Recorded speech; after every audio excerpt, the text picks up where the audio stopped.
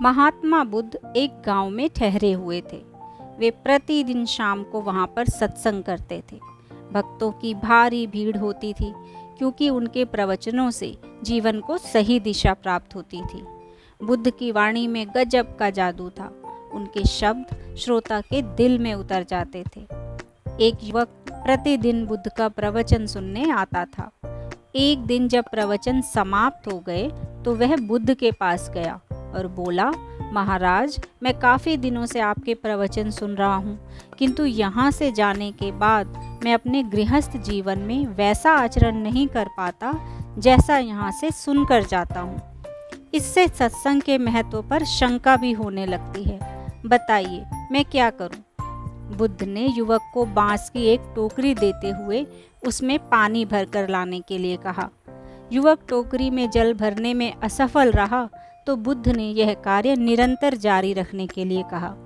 युवक प्रतिदिन टोकरी में जल भरने का प्रयास करता किंतु सफल नहीं हो पाता था।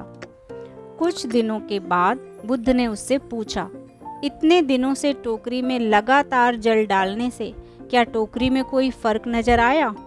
युवक बोला, एक फर्क जरूर नजर आया है। इसके छेद पहले जितने बड़े नहीं रह गए, वे बहुत छोटे हो गए हैं। तब बुद्ध ने उसे समझाया, यदि इसी तरह उसमें निरंतर पानी डालते रहोगे तो कुछ ही दिनों में ये छेद फूलकर बंद हो जाएंगे और टोकरी में पानी भर पाओगे। इसी प्रकार जो निरंतर सत्संग करते हैं उनका मन एक दिन अवश्य निर्मल हो जाता है।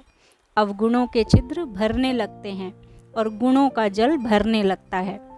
युवक ने बुद्ध से अपनी समस्या का समाधान पा लिया था। निरंतर सत्संग से दुर्जन भी सज्जन हो जाते हैं, क्योंकि महापुरुषों की पवित्र वाणी उनके मानसिक विकारों को दूर कर उनमें सद्विचारों का प्रकाश प्रसारित कर देती है। Thanks for listening.